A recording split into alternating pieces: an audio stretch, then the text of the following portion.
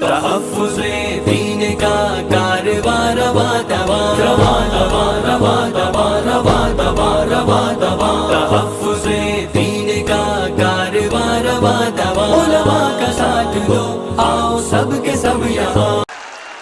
अब मैं बिला ताख़ीर जो है हमारे दरमियान में नबी रहे आला हज़रत की नुमाइंदा शख्सियत जिसको पूरा हिंदुस्तान बहुत अच्छे तरीक़े से जानता है और जो मुसलमानों की एक बड़ी तादाद के दिलों के अंदर समाये हुए हैं, हम नहायत ही इज़्ज़त व एहतराम के साथ जनाब मौलाना मोहम्मद तौक़ीर रज़ा ख़ान साहब दामत बरकातुहुम से गुजारिश करेंगे कि वो तशरीफ़ लाएँ और सामीन को अपने ख़िताब से महज़ूज़ फरमाएँ। जनाब सदर रौनक अफरोज़ उलमा और दानिश्वर हज़रात और हाज़रीन जलसा, अस्सलामु अलैकुम व रहमतुल्लाहि व बरकातुहू।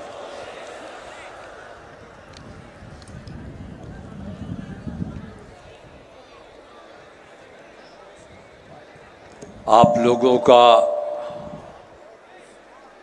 ये शौक़, ये जज्बा देखकर जी चाहता है कि घंटों बात की जाए, लेकिन बहुत से मेहमानों को आपको सुनना है। इस वक्त मेरी हाज़री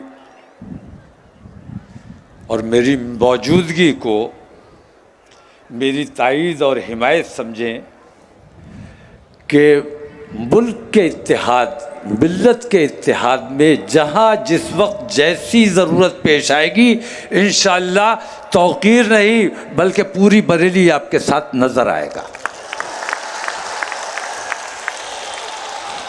और मैं बरेली की बात नहीं कर रहा हूँ बल्कि पूरी बरेलवियत की बात कर रहा हूँ।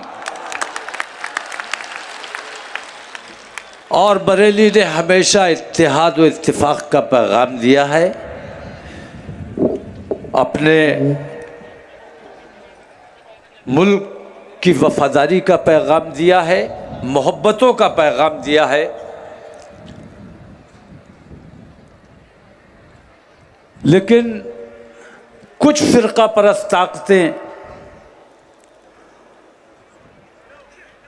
और हमारे मुल्क की मौजूदा हुकूमत की पॉलिसी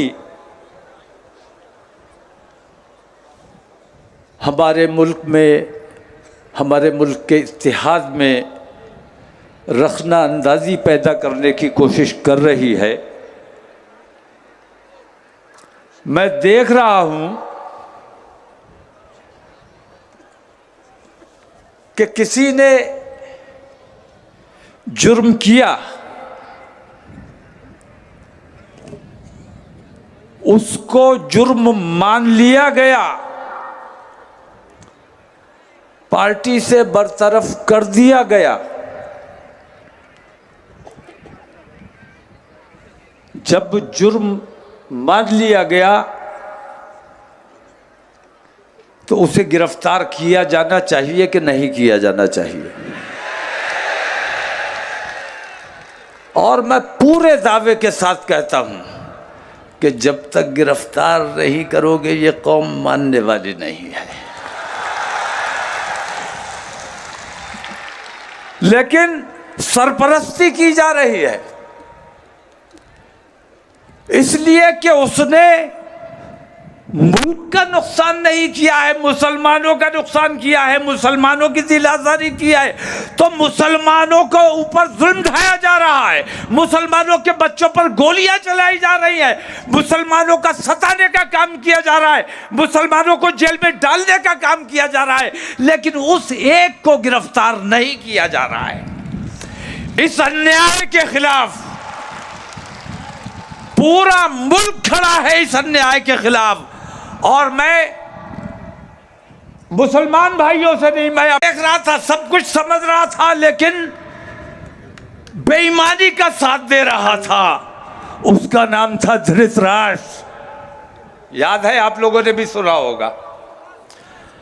आज कलयुग का धृतराष्ट्र नरेंद्र मोदी जब तक इन तमाम बेईमानियों के खिलाफ आवाज नहीं खोलेंगे, तब तक हिंदुस्तान का माहौल ठीक नहीं किया जा सकता। और हम चाहते हैं कि किसी भी कीमत पर हमारे मुल्क का माहौल खराब नहीं होना चाहिए।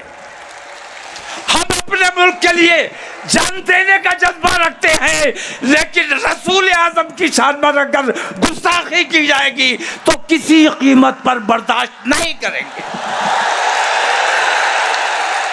हमने बहुत बर्दाश्त किया है।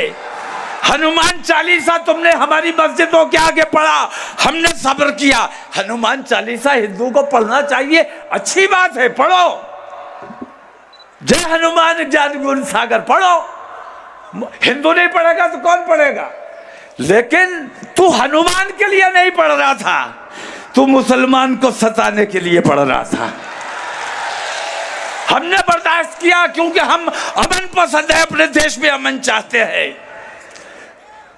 तुमने हमारी मस्जिदों के मीनारों पर भगवा लहराया, जबरदस्ती की, हमने सब्र किया, हमने जवाब नहीं दिया। बताओ ठीक है कि गलत है? हमने कभी जवाब नहीं दिया।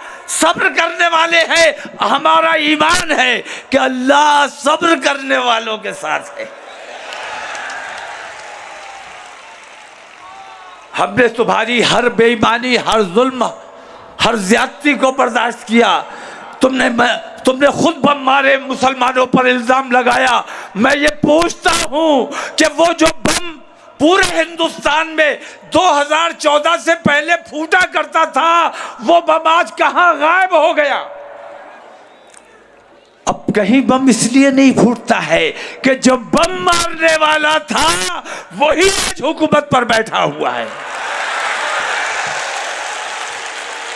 तो तुम्हारे अपने बखिए उधड़वाने से बेहतर यह है कि नरेंद्र मोदी जी, आप हमारे देश के प्रधानमंत्री हैं। हमारे देश को पूरी दुनिया में जलील करने का काम मत करो, गैरों की बात मत सुनो।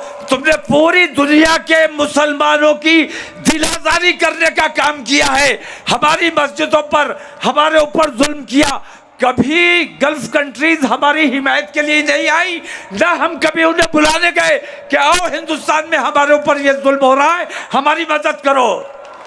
आज वो खुद मजबूर हुए हैं आने के लिए, क्योंकि उनके रसूल की शान में गुस्ताखी की गई है। और रसूल हिंदुस्तान के नहीं है, पूरी दुनिया के हैं। मैं कहना ये चाहता हूं कि अगर मुल्क में अमन अमान चाहिए, ज़्यादा तवील गुफ्तगू मेरे ख्याल से नहीं हो रही है। मेरा टाइम हो गया?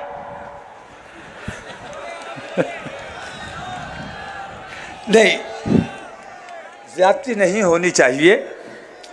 जो निज़ाम बनाया गया है उस निज़ाम के मुताबिक काम होना चाहिए, और जो एजेंडा तय किया गया है उस एजेंडे के मुताबिक गुफ्तगू की जानी चाहिए। यहाँ मैं देख रहा हूँ कि ख़वातीन का भी बहुत बड़ा मजमा है, और मैंने भी बरेली में 17 तारीख को, यहाँ मैं सद्भावना के हवाले से एक बात कहना चाहता हूँ कि बरेली में मैंने जुमे को 10 जून को अपना प्रोग्राम रखा था एहतजाज का, लेकिन 10 जून को गंगा दशहरा हिंदू समाज का एक बड़ा त्योहार है, बड़ा प्रोग्राम होता है। तो हमने ये सोचा कि असल में लड़ाई तो आस्था की है। अगर उन्होंने हमारी आस्था को ठेस पहुंचाई है, हम बेचैनी महसूस कर रहे हैं, तो कम से कम हम उनकी आस्था का ख्याल कर लें। हमारा दिन फिक्स नहीं है, हम जुमेरात को भी कर सकते हैं, इतवार को भी कर सकते हैं। एहतजाज करना है, नरेंद्र मोदी को बताना है कि तू बेईमानी कर रहा है, इस बेईमानी को तर्क करते। तो हमने अपना प्रोग्राम के हिंदू समाज की महिलाएं भी निकलेंगी, बच्चे भी निकलेंगे, बूढ़े भी निकलेंगे। ऐसे माहौल में अगर हमारे गम और गुस्से से भरे हुए नौजवान निकलेंगे तो हालात कहीं ना कहीं कशीदा हो सकते हैं। तो हमने एकता और भाईचारे का पैगाम देने के लिए अपनी 15 दिन की मेहनत को जाया किया और हमने कहा कि हम जुमे को प्रोग्राम नहीं करेंगे ताकि इन हिंदू भाइयों का प्रोग्राम आसानी से हो जाए। ये हमारा मिजाज है, क्योंकि हम जानते हैं इज्जत दोगे तो इज्जत पाओगे, बदतमीजी करोगे तो बदतमीजी का जवाब भी तुम्हें देना आता है और दे सकते हैं। लेकिन हम देना नहीं चाहते क्योंकि हम अपने देश में अमन रखना चाहते हैं। और अगर तुम अपने देश से प्यार करते हो, अगर तुम अपने देश के गद्दार नहीं हो, तो तुम्हें भी अमन का साथ देना चाहिए, भाईचारे का साथ देना चाहिए, इत्तेहाद का साथ देना चाहिए। मुसलमानों से नफरत करने का मतलब यह है कि तुम अपने देश से नफरत करते हो, अपने देशवासियों से नफरत करते हो।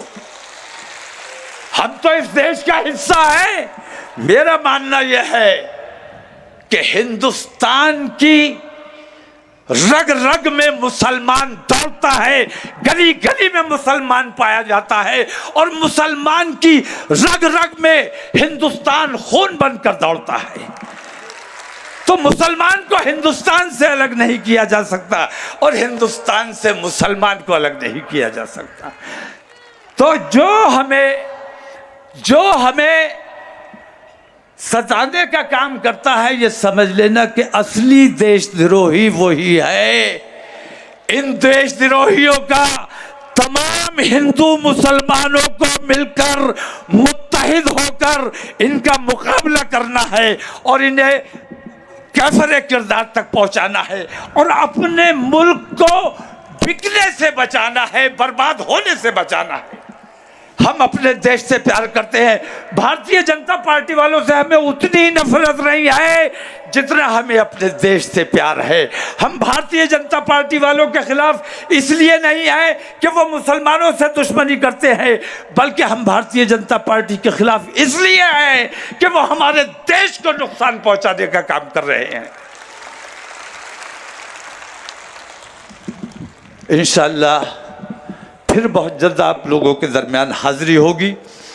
यहाँ ख़वातीन का बहुत जमावड़ा है। एक बात मैं हर जगह कहता हूँ और इतनी इस्लाह मैं अपने उलमा जो ज़िले ज़िले जाते हैं, एक तो ये कि ये हमारे उलमा जब सफ़र पे निकलते हैं, हिंदुस्तान का माहौल आपने देखा है कैसा है। इन्हें किन किन नफरत भरी निगाहों से गुजरना पड़ता है।